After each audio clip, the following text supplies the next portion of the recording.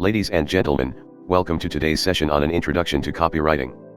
Today you'll learn what's copywriting and how it helps businesses to market their products and services. Over to the presentation now.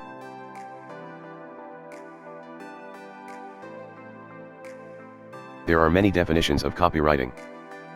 In very simple terms, copywriting is an art and science of writing that sells your product or services to your potential customers. Copywriting is not the same as addressing a gathering of 1,000 people. It's a mission of engagement with the reader, like a one-on-one dialogue with your prospect, so that the reader or viewer is motivated to take a desired action. In this session, we'll cover 6 areas of copywriting, and that'll include, number 1, types of copywriting. Number 2, understanding the difference between indirect response copywriting and direct response copywriting. Number 3, why today both types of copywriting are inseparable, and how they must work together. Number 4, the language of copywriting, and why using language of the reader is much more important than academic vocabulary. Number 5, the role of grammar. Number 6, the way to go if you wish to learn copywriting skills.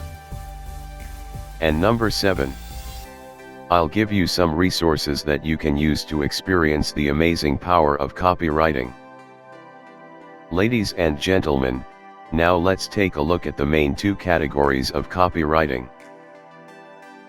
The power of copywriting is applied to invoke a desired action from the reader at a desired time. Do you want the reader to take action later? Or you want her to take out her credit card now?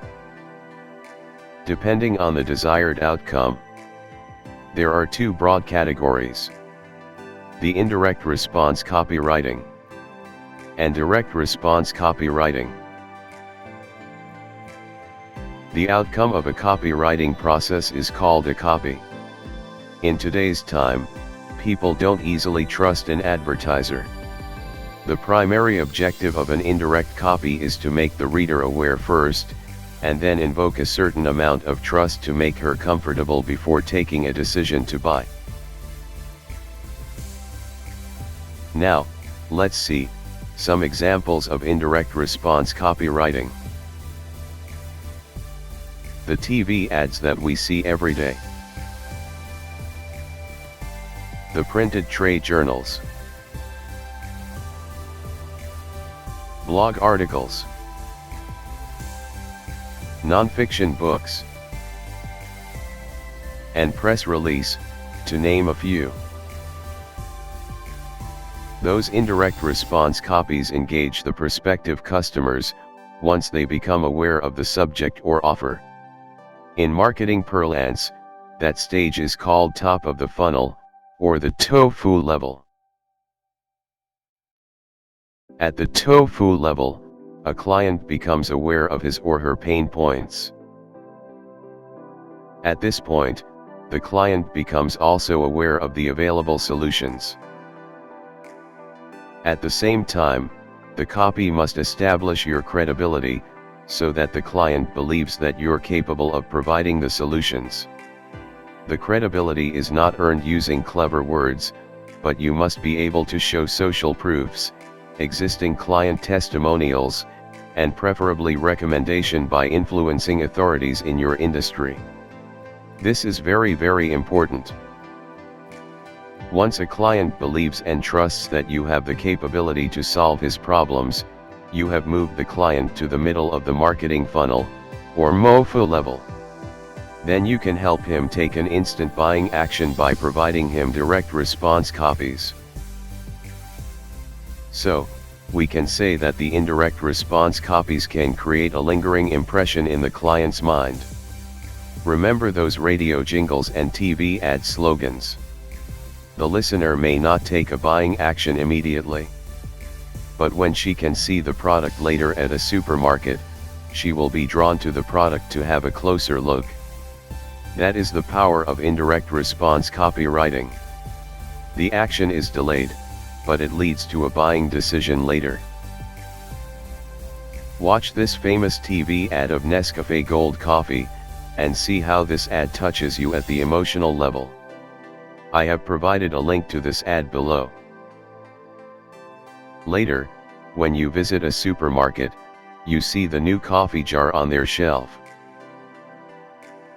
Do you recall the ad, the words, the humming of the background music, and the reunion of old friends? Will the coffee jar attract your attention?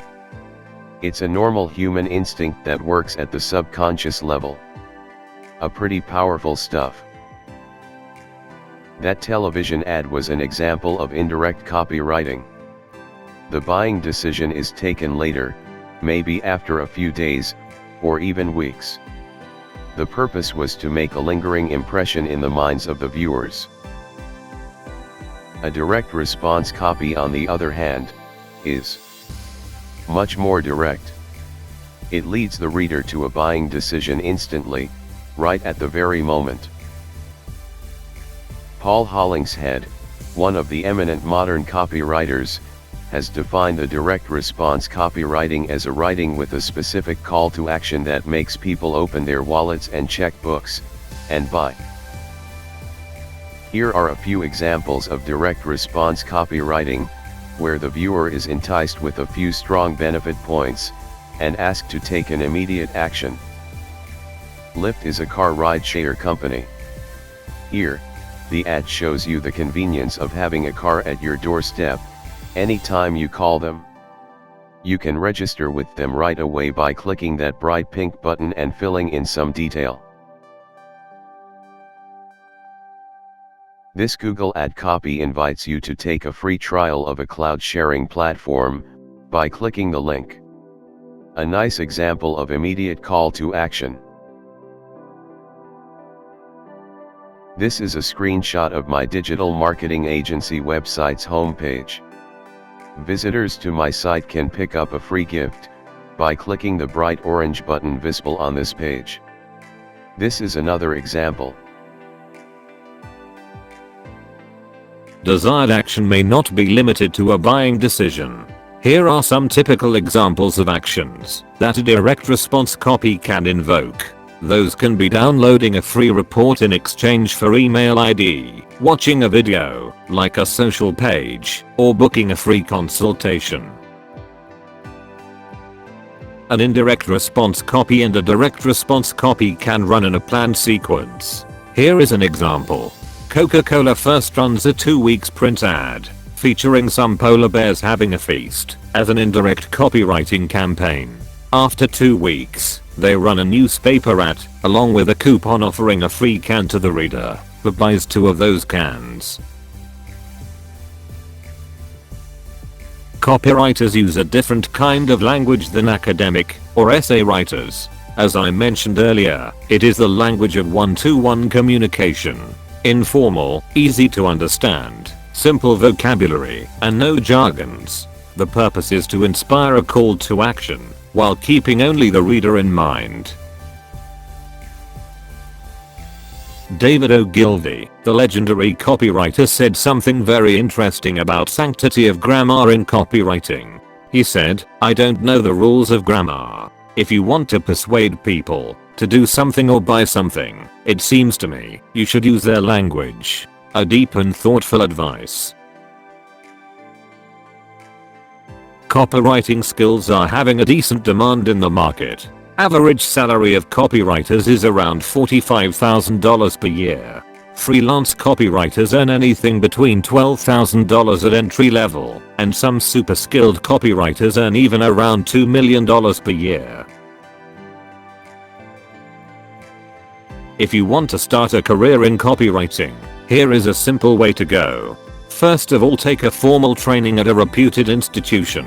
If you want to learn online, the Online Business Organization is a great place. They provide high quality trainings followed by internationally recognized certifications. I have given the link to OBU below. Check it out.